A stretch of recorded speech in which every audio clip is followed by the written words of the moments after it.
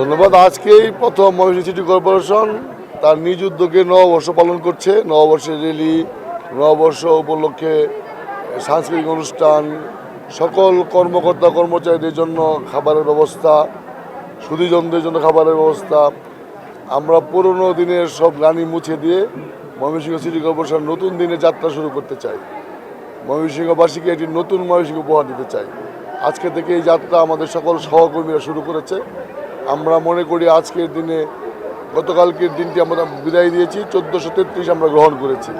1433-এর ময়মনসিংহ হবে এই নগরবাসীর চাহিদার ময়মনসিংহ।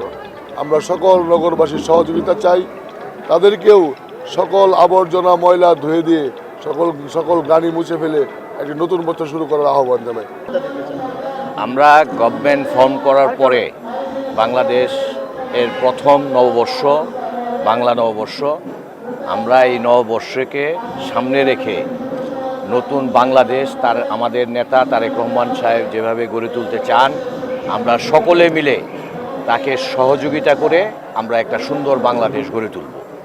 আগামীর বাংলাদেশ হবে আমাদের সকলের বাংলাদেশ। করি যে বাংলাদেশি জাতীয়তাবাদ,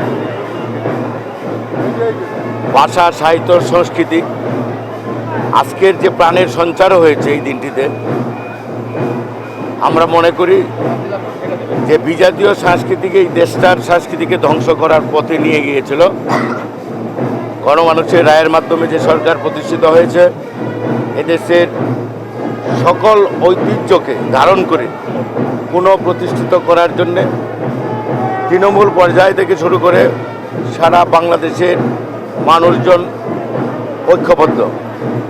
আমাদের অনুভবটা হচ্ছে, ফিলিংস হচ্ছে, আমাদের যে অনুভূতি, সেটা কি বলবো আপনাদের। আমরা যেটা লালন পালন করি অতীত থেকে, আজকে বাস্তবায়নের একটি শুরু আমরা দেখতে পাচ্ছি। আমরা মনে করি যে জনাব তারেক রহমানের নেতৃত্বে স্বাধীনতা, সার্বভৌমত্ব, গণতন্ত্র, জাতীয়তাবাদ, সংস্কৃতি, আমরা যদি ব্র্যাকেটে বলি বাঙালিত্ব, আমরা বাংলাদেশি জাতীয়তাবাদে বিশ্বাসী। মনে করি যে আমরা পরিপূর্ণ হওয়ার পথে চলছি। আপনারা সকল মাধ্যম, সকল শ্রেণী পেশার মানুষজন পাশে থাকবেন।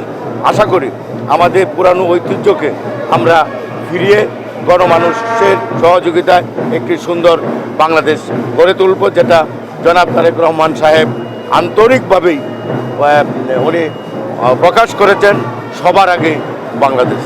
ধন্যবাদ আপনাদের।